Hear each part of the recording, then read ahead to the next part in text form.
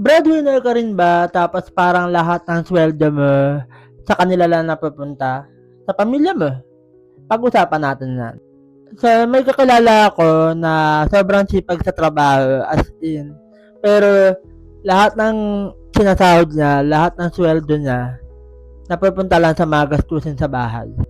So, in short, hindi siya nakakabili ng mga gusto niya, hindi siya nakakapag-travel, o kahit man lang mag-Starbucks, hindi niya magawa, 'di ba? Kahit invite siya ng mga friends niya, lagi niya sinasabi na next time na lang, pas ako, wala akong pera, ganyan.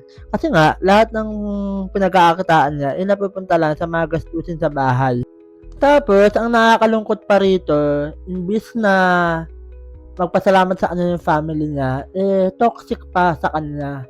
Kasi, kapag wala siyang naibibigay, kung ano-ano sinasabi sa kanya, na kaysa madamot siya, alam mo yun, na minsan ka lang tumanggi, minsan ka lang magsabi na wala kang mabibigay, kahit wala naman talaga na bus ka na, sila, lumalabas pa na ikaw ang madamot, lumalabas pa na sa ang masama.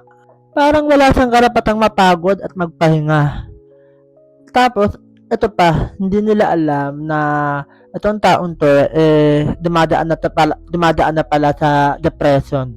Diagnose siya na may depression talaga and umiinom siya ng sangkaterbang gamot para malabanan yun. Pero yun nga, unfortunately, binawian na rin siya ng buhay kasi hindi niya kinaya. Kung ganito rin yung pinagdadaanan mo, kung breadwinner ka din ng family mo, wag mo hayaan na ubusin ka. Okay, wag mo hayaan na alam mo yun, lahat na lang binibigay mo para sa family mo. Kahit family mo pa yan, dapat meron pa rin limit. Okay? Mag-set ka ng boundaries. Hindi selfish ang magtabi para sa sarili mo. Tandaan mo yan. Kasi imagine mo, kapag ikaw mismo yung bumigay, sino rin tutulong sa pamilya mo? Wala. Wala na silang aasahan kasi wala ka na. 'Di ba? Kaya ingatan mo rin talaga yung sarili mo. Sabi nga nila, you cannot give what you don't have. So, bago ka magbigay ng mga blessings mo sa ibang tao, dapat ikaw muna, meron ka na itatabi para sa sarili mo. Dapat ikaw muna secured ka, 'di ba?